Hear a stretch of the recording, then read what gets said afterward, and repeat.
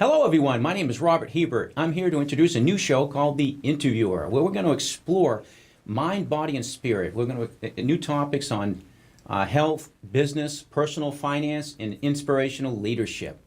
Today, I'm interviewing a leader in diabetes research and education. Forgive me, Dr. Stella Nemuseso. Dr. Stella, welcome. Thank you, Bob. Could you please tell me a little bit about yourself? Yes, I was born and raised in Africa, Southern Africa, Zimbabwe. Wow. I was educated there, migrated to America about 24 years ago, and I've lived here. I enjoy the environment. Is there anything else you'd like to know? Yeah. What developed your passion for diabetes education in the area? I have been a physical therapist for over 20 years now, almost 24 years. Wow. During my years of practice, I have treated patients from all different ages with multiple conditions. But one thing in particular is this. I came across a lot of patients who had weight issues and had no idea that the problems were associated with that. I can share with you one particular patient who I treated for almost 3 months. She had lost a leg above the knee. And interesting enough, she kept asking me questions. How did I lose my leg? And I found myself looking up information to explain about diabetes a little more to her. The sad thing is, 3 months later, I could not get her to walk more than 20 steps. Yes, Bob. Wow. And I began to think, is there anything else which could have been done before the loss of the leg? So during this time, I decided, you know what, I'm going to learn a little more about diabetes. This lady, I felt like I had let her down. As a physical therapist, I would have loved to see her walk, get up and walk. 3 months of tears, pain, trying hard, disappointment was almost a setback. So it made me think, why would I wait for people to come to me as patients after they have lost their legs to diabetes rather than working with people before they lose their legs? So you're really focusing on preventative education. Absolutely. So I purpose myself to help people walk while they still have legs. Well, and for amen. that reason, that's why we are here. Mm-hmm. So we can reach many people because sometimes looking back, vision is 2020.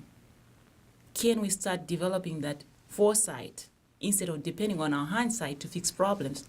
So physical therapists are well equipped with skills to help people improve their lifestyles, quit smoking, manage weight, as well as embark on a healthy lifestyle journey, managing symptoms and preventing further problems.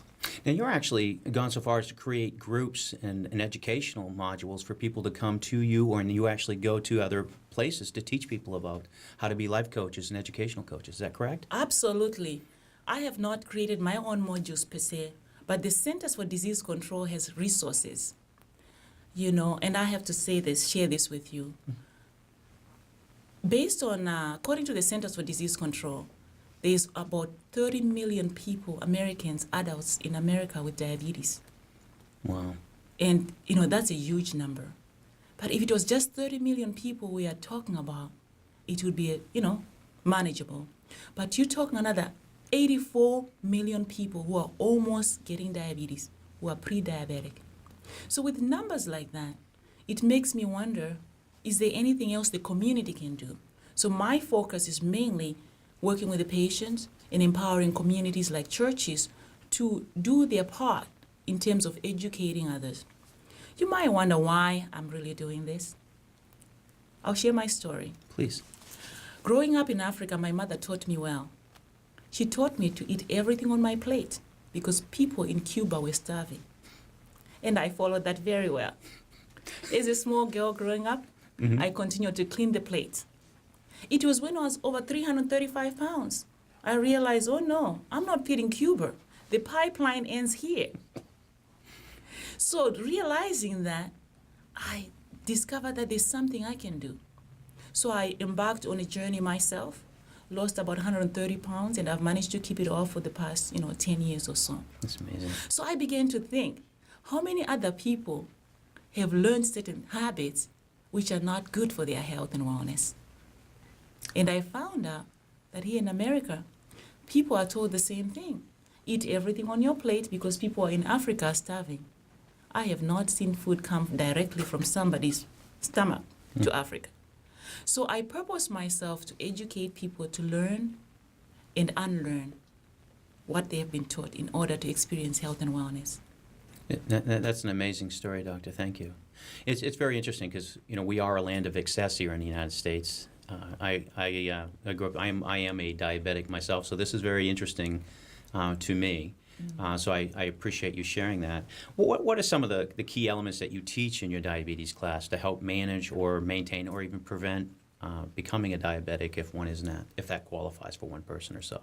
What are some of the techniques or things that you educate people on? I'm glad you asked, Bob. There's so many resources. I believe that the problem is the gap. Did you know there's a gap which exists between what we know and what we do? No, I thought that was just a store. We have access to information. Today, if you were to just go on Google and type diabetes, you get so many resources on diabetes. So the problem is not that we don't have knowledge or we are rich or poor. The problem is there's a gap. So our approach is looking at that gap, empowering people, inspiring people to bridge the gap between what they know and what they do. And also ensuring that when a person has learned something, we give them the skills to implement strategies to bridge that gap. So it's all about knowledge, not just knowledge, skills, ability, and behavior. And the tools are there. Well, what I'm hearing out of that is basically, we need to respond to what our body's telling us to do, not to react. React is we're acting with emotions. I need a Big Mac. I need this. I need to eat salad. We all know these things, but to respond in a way that makes sense for you so that you can eat healthier and make better choices. Is that right? Absolutely. Absolutely, Wonderful, you're right. Doctor. And it all begins with accepting that there's a problem. Denial can really play a major role in this.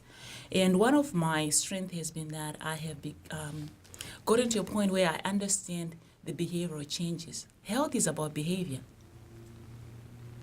You and to my understanding, you have a variety. You have had exposure to basically federal, state, local levels with the governments. What are some of the things that you've learned about that behavior from the state response, the county response, and even the federal government's response? Because I know that you have been engaged with every level of government on this matter. Is that correct? I've done the best I can. Mm-hmm. My purpose is to reach the forgotten, if you may call that. Those people who are in areas which are underserved or have no ability to comprehend, because health literacy is an issue. Just because information is out there doesn't mean that people can apply that information. So my involvement in the community has been pretty much door to door, if you can call it, connecting with people where they are and understanding from their point of view what is it that I can do to help them best. So in Marion County, Florida, I developed a project called Dynamic Inspire, Empower for Wellness in a Healthy Community.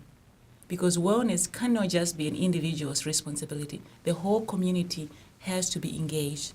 So through a local fund, through the Marion County Hospital District, we were able to reach many, many people and impact a lot of people in 2017, 2018. And what's interesting is this. The majority of the people did not know the basics of diabetes.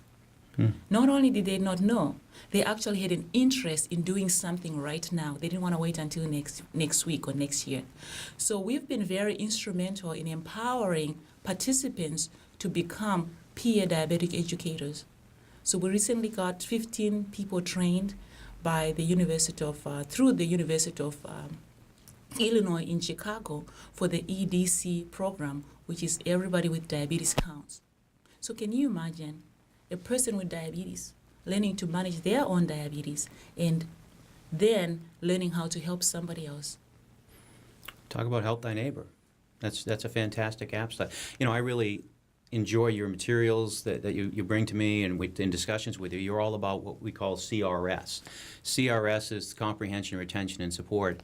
Every facet of what you do and you integrate, you're so passionate about making a genuine change that you develop and you engage individuals into you present it in such a way where the material's comprehending, they retain the materials that you produce, and most importantly, you continually provide them with support by doing these educational modules, by creating and educating these coaches so that they can have a continual system of support. And that's something that we need so much more of, doctors. So thank you very much for doing that.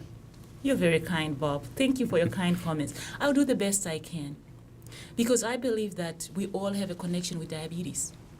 Well, that's absolutely true. In our families, our communities, our churches, as well as the financial responsibility we have. I believe that the United States spends over $300 billion in diabetes. The impact is huge. And if it was just money, we say we have access to. But the problem is diabetes affects every single body part where blood flows. Wow. And I believe that if a person with diabetes was to live long enough, every system would fail. Wow. What exactly does, let's say, sugar do to the body? If I'm a pre-diabetic and I'm going to have a Snickers bar, what am I? What's my reasoning? How is it affecting my body? What is it going to take me from pre-diabetic to diabetic, or type 2, type 1, what have you? I'm glad you asked. There's 3 main types of diabetes. There's type 1, which mainly affects children, and that's the condition where insulin is not available, it's not being produced. Okay. And with type 1 diabetes, they have to be managed with insulin. So it's pretty much the absence of insulin. Type 2 diabetes, however, is the diabetes which affects you and I. And it's mainly lifestyle related as well as risk factor related. And that information comes from the Centers for Disease Control and the American Diabetes Association. It's all available to the public. It's important to understand the risks of diabetes. Being African American, I'm a higher risk. And women who have given birth to children 9 pounds or bigger, that's another risk. As we age, once you get to the age of 45, if you're not physically active, the risk is higher.